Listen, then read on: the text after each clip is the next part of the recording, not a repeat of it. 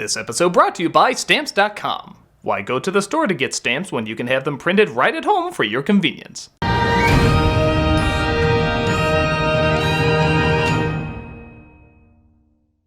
Hey guy in the 80s, do you love your kids? But do you also kinda hate them too? Well, do we have the perfect toy for you? It's Little Shit. A tiny troll of torturous terror that's also kinda funny. Is it for kids? Is it for adults? I don't know. It's the 80s and we're just into scary little things right now. You laugh with glee when he goes Aruga at a beautiful woman. Scream in fear when he burns her alive. Oh fucking god! Then laugh again when he gets drunk on beer. Is it meant to be funny? Is it meant to be scary? Who knows? But your kids will want the hell out of it. And because we're the 80s and we're all about making money, we'll totally sell it to them despite it haunting their nightmares. Whether it be Gremlins. I'll take care of you, Gizmo. RoboCop. Surprise, RoboCop. Or even Batman. You've got great new weapons, Batman. We simply don't care. Ethics be damned. But don't trust us. No, really, you shouldn't. Listen to these happy little scamps. I'll admit, I did think it was pretty scary when he dropped Mother down the stairwell, but then he said a swear word that I didn't even know, and I laughed so hard! I am a little concerned about that machine gun he's putting together, though. At first, I was afraid when he started watching me at night. But then I saw he liked watching Peter Pan. I like watching Peter Pan, so I like him. What's that, buddy, a grenade? Little Shit. This is one of our weirder fads.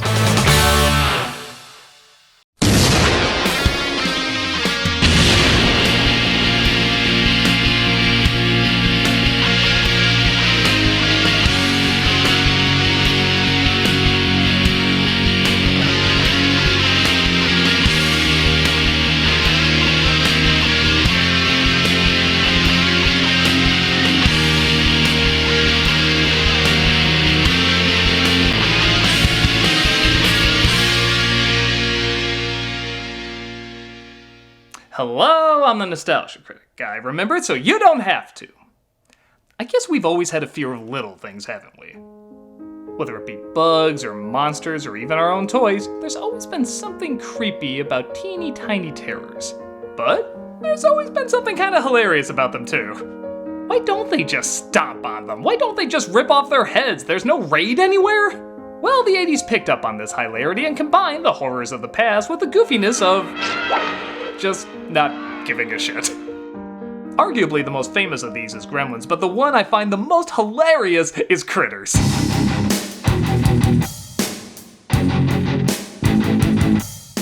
Made in 1986, Critters was the directorial debut of Stephen Herek. And if you don't know that name, you should.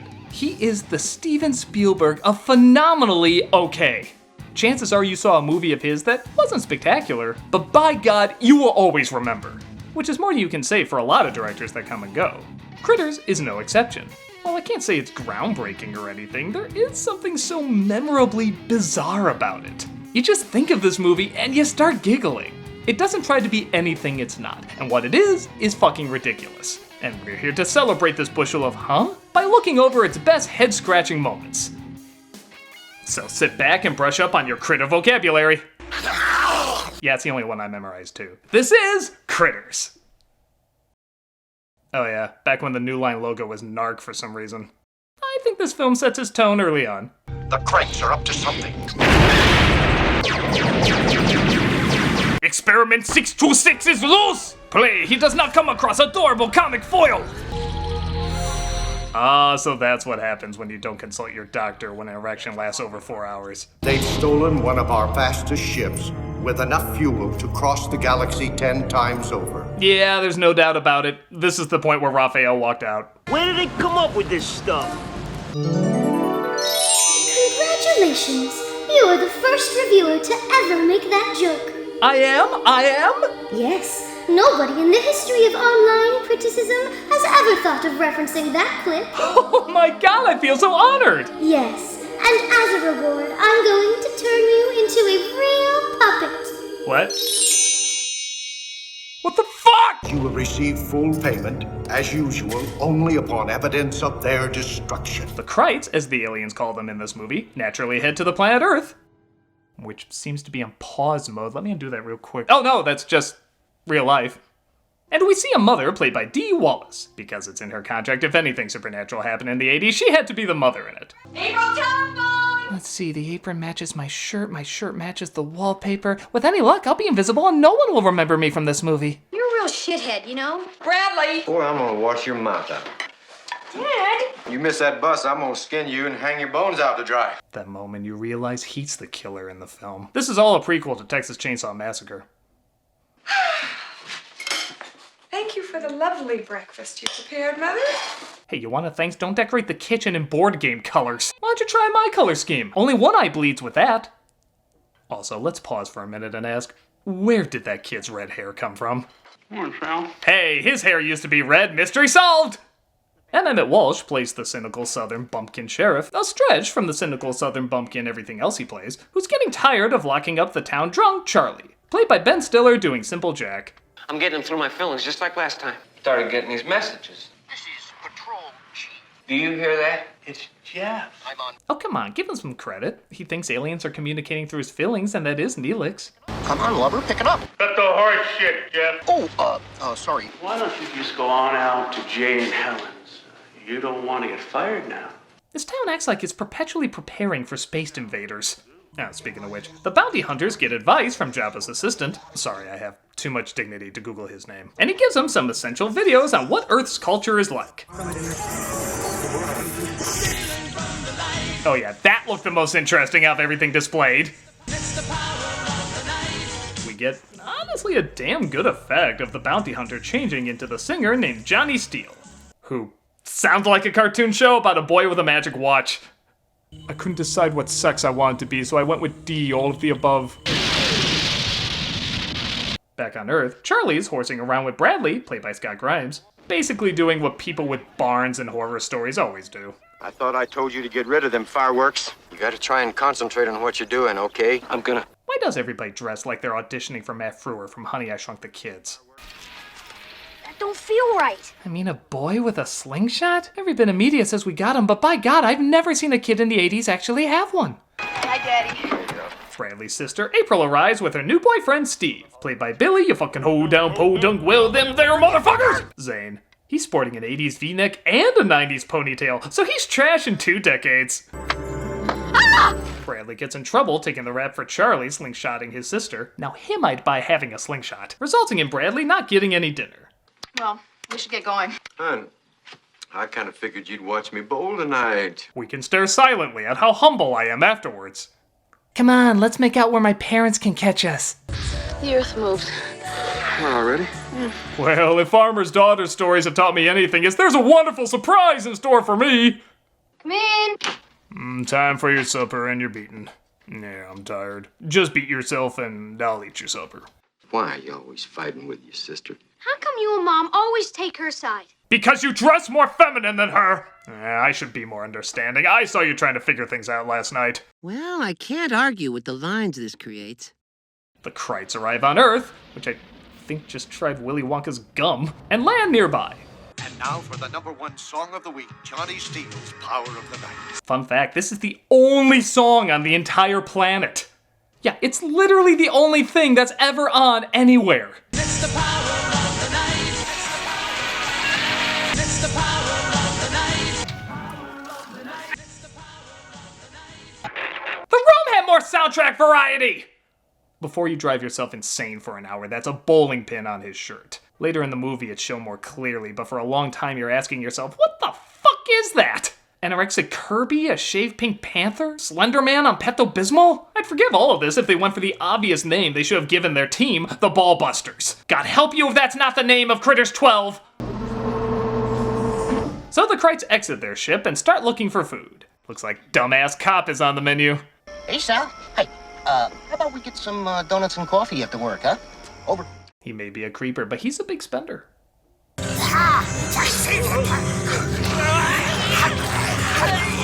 Aw, shit, they're using their powers to persuade him to wiggle into their mouths! I heard Lugosi went a similar way. Transform. Nothing likes me. Find something.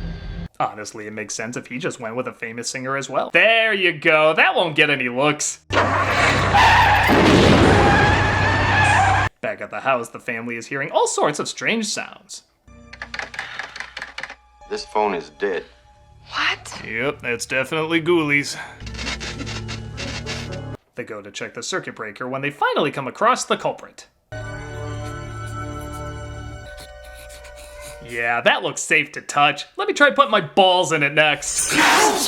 It's okay, honey, the popple's just expired. He shakes it off as, good God, what has it been, an hour? This is the longest walk to third base ever. I'm tired of waiting. The English patient got to the hot stuff faster than you did. April? Well, you don't have to yell. He throws a firecracker at him and... Ooh, this is gonna be good!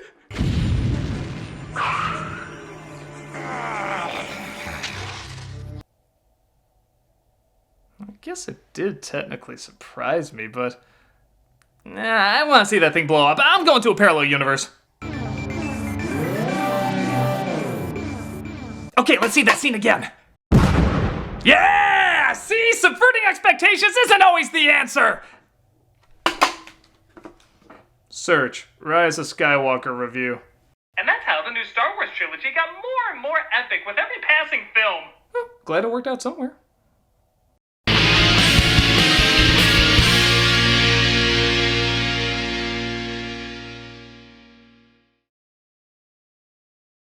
Yup, it's one of these again. One of those ads that talks about difficult times, even though it always shows people incredibly happy in super ridiculously overexposed lighting for some reason. Hopefully one day these ads will be dated, but you know what won't be dated? Stamps.com. For all our sakes, we need to avoid crowds any way we can right now, but what if you need to go to the post office? Don't worry, Stamps.com is here to help. What am I even doing here? I have no idea. But you know what I do have an idea about? Stamps.com. Anything you can do at the post office, you can do at Stamps.com. Print postage on demand and skip those lines and crowds at the post office. Plus, you can actually save some money with discounts you can't even get at the post office. Oh, I was putting together a lamp. Lamps are my jam. You know what else is my jam? Stamps.com is my jam. Stamps.com brings all the services of the U.S. Postal Service right to your computer in the safety and comfort of your own home, office, or anywhere else you're hunkering down right now. Whether you're a small business sending invoices, an online seller shipping out products, or you're just working from home and need to mail stuff, Stamps.com can handle it all with ease. Now I'm on a computer. That's something they show a lot in these ads, right? But who am I talking to? Oh, it's me. Way to go, me. It reminds me of Stamps.com. You know what else is Stamps.com? Stamps.com. Simply use your computer to print official U.S. postage 24/7 for any letter, any package, any class of mail, anywhere you want to send. Once your mail is ready, just leave it for your mail carrier, schedule a free package pickup, or drop it in a mailbox. No human contact required. It's that simple. This is me in my bathtub lighting a candle. I have no reason for this, I just needed a white background because all these ads have white backgrounds. You know what else has a white background? Stamps.com. With Stamps.com, you get great discounts too. 5 cents off every first class stamp and up to 40% off UPS shipping rates. And now, in addition to offering discounted U.S. Postal Service rates, Stamps.com also offers UPS services with discount rates up to 62%. Plus, with Stamps.com, you won't even have to pay UPS residential surcharges. I drew this while it was framed. Stamps.com can do that too, I think. I don't know. What I do know is Stamps.com is a no-brainer, especially now, saving you time and money and keeping you safe in these crazy times. And right now, you can get a special offer that includes a 4-week free trial plus free postage and a digital scale without any long-term commitment. Just go to Stamps.com, click on the microphone at the top of the homepage and type in Nostalgia. That's Stamps.com, click on the microphone at the top of the homepage and type in Nostalgia for your special offer today. Stay safe, my friends, however you do it.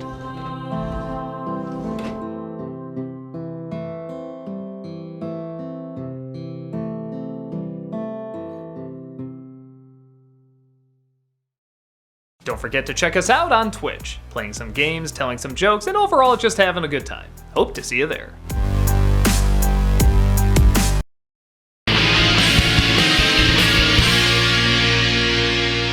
So the two two bounty hunters discreetly enter a nearby church. It's precisely because that scene didn't need to happen that it needed to happen. And they continue to look for their target. We're here for the Christ. I'm sorry, you've heard wrong. We have the Christ here, and I think you scared him away. That wasn't Power of the Night! We got the answers we needed. You mean boom, scream, boom? Yes. Jay, what are you doing? We have to kill each other. I'll start with you three, then I'll kill myself. Well, couldn't we start with... No. They get attacked outside, or rather, the father gets attacked. I love how he's always the first one they go for. But the mother croquets their asses and they get inside.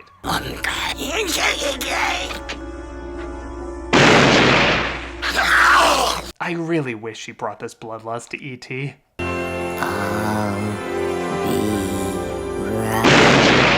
Meanwhile, back at the bowling alley, the bounty hunters continue to do, honestly, a terrible job. I love this guy in the sparkling orange shirt that's like, what a bunch of fucking weirdos.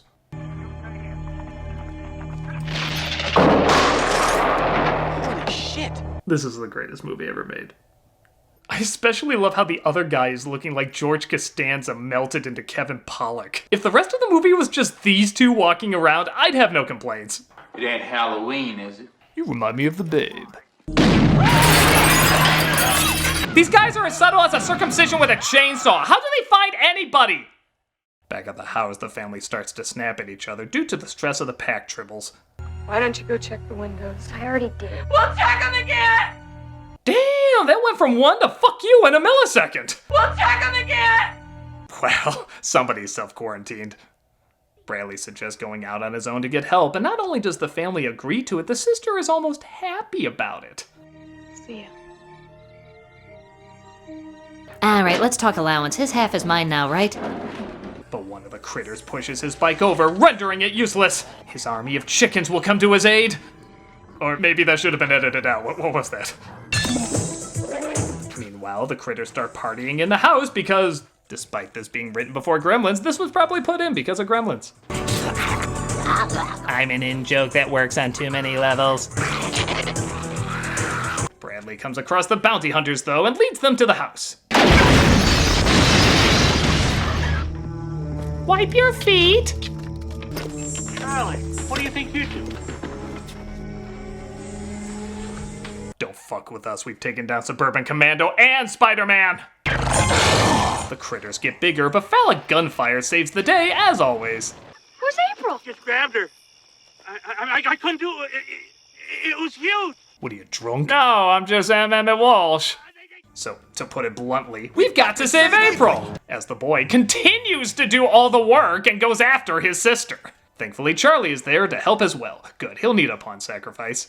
What'd they do with Lieutenant Dan? Bradley sneaks inside and saves his sister while also preparing to blow up their ship. But joke's on them as the Krites blow up their home first. Okay, for a movie whose effects look like Langolier sock puppets, that was a damn good explosion. So good they used the exact same one for when the ship blows up. Yeah, I swear I'm not editing these two clips together. This is how it's presented. It was like a cherry bomb in the sky. Now it's an A-bomb on the ground. I'll take it. Fire is fire. I know, honey. I lost my porn stash, too. The bounty hunters leave a communicator before they go, which happily has the power to reverse the film. Wow, we're remarkably underwhelmed by that. Aw, were you being sent to Abu Dhabi again? Well, my work here is done. Time to be useless somewhere else. So everything seems fine and good, and... Oh, wait a minute. Come on, sequel. You know you want it. Come on. You know you want it. Come on. We got a bite! Unless those are ostrich turds, which I wouldn't mind seeing a movie and how those got there, too. Critters is respectably stupid. It came out at just the right time and stuck just the right tone, having a similar feel to a lot of those small 80s monsters movies, but still has enough of an identity to be its own thing. My only complaint, I know it's gonna sound weird, but I could have used even more silliness. When you see a movie starting like this, you expect it to go even more all out. But to their credit, that's what sequels are for. And the second one does go even bigger and goofier like a proper sequel should. And yeah, my guess is the budget for this wasn't huge and they made do with what they could, so for what they put together, it's a ton of fun. Roll on in and have a ball. This is a wonderfully dumb good time. And don't forget to buy Little Shit, still available wherever people don't know any better. Check out these happy customers. Good stuff. Well, what about our other happy customer? You know, some kids play too rough. I'm the Nostalgia Critic, I remember. So cute. We'll check him again! Hey, Doug Walker here, doing the charity shout out. That's Chaplin. You cool? He's cool. So we're doing one we haven't done before, but once again ties in very much to the coronavirus, and that is Partners in Health. And specifically what they are doing to help out with this, they have launched a comprehensive effort to support the response across its network of supported countries around the world to contain and control the spread of the virus, ensure that patients are provided with dignified care, and demonstrate to the world what aggressive action in vulnerable settings can achieve. They're uniquely positioned to respond to COVID-19, leveraging deep experience in treating infectious disease outbreaks and responding to emergency situations around the world. On top of that, they work directly alongside colleagues in countries' ministries of health, forge connections to the world's leading COVID-19 responders, and foster strong relationships within the communities they work. And again, like many of these charities, this is one not only you can donate to, but you can also volunteer at if you want. There's just so much help needed right now, and if you can go out there and help, wonderful, but it's understandable if you don't want to, you know, stay in and isolate, obviously. But if you do want to donate, if you have money to donate, these are just a few of the things they do. If you go to their website, you can just see, I mean, just this laundry list of stuff they do to help people out during this really difficult time. So definitely go check them out, see if you can offer anything. If not, just share the link. Just go ahead and share it around. Maybe other people can donate or help out. Like I said, just the more we can kind of help each other out the best we can, I think the better we're going to get through this. So thank you so much and take care.